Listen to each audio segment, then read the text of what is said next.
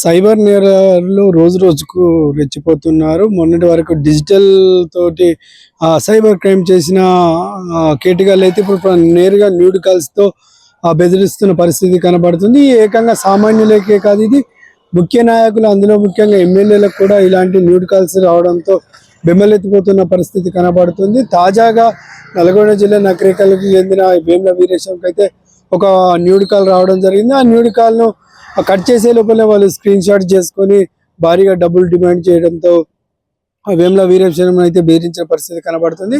అయితే దీనితో తను ససమీర్ అనడంతో ఈ వీడియో కాల్ని అయితే తన కార్యకర్తలకు, ఇతర ప్రజలకు పెట్టి పరిస్థితి కనబడుతుంది. అయితే దీనిపై స్పందించిన ఆ వీరేశం మాత్రం పోలీసులకు కంప్లైంట్ చేయడంతో ఇది మధ్యప్రదేశ్కి చెందిన వ్యక్తిగా గుర్తించడం జరిగింది. అసలు ఏం జరిగిందో ఒకసారి చూద్దాం.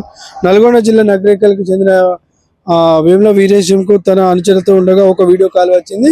అయితే ఆ ఫోన్ లిస్ట్ చేయగానే న్యూడ్ కాల్ అని తెలిసి వెంటనే కట్ చేశారు. వెంటనే కాల్ కట్ చేసిన నేపథ్యంలో అప్పటికే అది స్క్రీన్ షాట్ చేశారు. ఆ వీడియోని ఎమ్మెల్యేకి పంపించి భారీగా నగదు డిమాండ్ చేశారు. ఆ వీడియో ఎమ్మెల్యేకి పంపించి భారీగా డిమాండ్ చేశారు.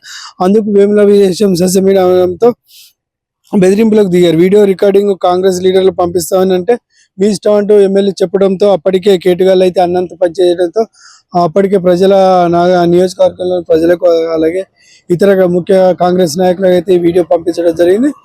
పంపిన వెంబడే ఎమ్మెల్యే వేముల వీరేశం అయితే దగ్గరలోని నియర్ పోలీస్ స్టేషన్ ఫిర్యాదు చేయడం జరిగింది. పోలీసులు కూడా దీనిపైన దర్యాప్తు చేయడంతో మధ్యప్రదేశ్ చెందిన ఒక ఆగంతకుడు కాల్ చేసినట్టయితే తెలుస్తుంది. దీనిపైన స్పందించిన పోలీసులు అయితే కేటగాన్ని పట్టుకునేందుకు ప్రయత్నం చేస్తున్నారు. అయితే ఇదే కాకుండా గతంలో కూడా కరీంనగర్ జిల్లా చుప్పారెడ్డి మండల ఎమ్మెల్యేకు మేడిపల్లి సత్యం కూడా సేమ్ ఇలాంటి బెదిరింపు కాల్ రావడం కూడా జరిగింది. తనను కూడా తన న్యూడ్ వీడియోలు పంపించి డబ్బులు లాగేందుకైతే ప్రయత్నం చేశారు. అప్పుడు తన పిల్లలు కూడా చంపేస్తామంటూ, మీ భార్యని, నీ పిల్లలు కూడా చంపేస్తామంటూ బెదిరించడంతో అప్పటికే ఎమ్మెల్యే అయితే పోలీసులకు కొత్తపల్లి పోలీస్ స్టేషన్లో సమాచారం ఇవ్వడంతో అయితే ఆ కాల్ లండన్ నుంచి చేసినట్లయితే తెలుస్తుంది. బెంగళూరులో అతను లండన్లో ఉంటూ ఇలాంటి పని చేశాడని తెలిసింది. అతను ఇండియాకు రాగానే చెక్అవుట్ నోటీసులు జారీ చేయడంతో ఇండియాకు రాగానే బెంగళూరులో అయితే తనను పట్టుకునే ప్రయత్నం చేసి తనను కేసు పెట్టడం జరిగింది. ఇట్లా ఒకరిద్దరికే కాదు, దాదాపు చాలా మంది నాయకులకైతే ఇలాంటి పరిస్థితి ఎదురవుతున్న పరిస్థితి.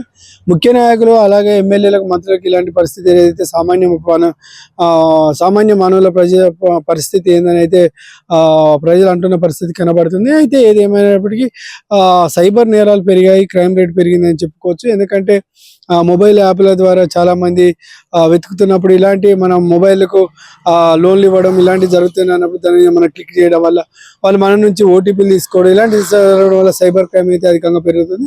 అయితే మొబైల్ ఫోన్లో వచ్చిన కాడి నుంచి ఇదంతా పెరుగుతుంది. మొబైల్ ఎంతవరకు వాడాలో అంతవరకు వాడాలంటే నిపుణులు చెప్తున్న పరిస్థితి కనబడుతుంది. చాలామంది లోన్ల యాప్ల కోసం, అలాగే ఇతర విషయాల కోసం అయితే దాన్ని చూస్తున్న పరిస్థితి కనబడుతుంది. కాబట్టి దీనివల్ల ఇబ్బంది కలిగే పరిస్థితి కాబట్టి సైబర్ నేరాలు కూడా పెడుతున్నాయి. మొన్న చూసుకోవచ్చు, మనం December 31st సైబర్ క్రైమ్ 9,000 కోట్ల రూపాయలను సైబర్ క్రైమ్ ద్వారా కొల్లగొట్టినట్లయితే మనకు తెలుస్తుంది. అంటే క్రైమ్ రేట్ ఎలా ఉందని చూసుకోవచ్చు. కాబట్టి ప్రజలు కానీ, ఇతర నాయకులు కానీ జాగ్రత్తగా ఉండాలి. ఎవరైనా కూడా ఇలాంటి పరిస్థితుల్లో ఇట్లాంటి న్యూడ్ కాల్స్ రాగానే వెంటనే ఫోన్ ఆఫ్ చేసి పెట్టుకోవాలని చెప్తున్న పరిస్థితి కనబడుతుంది.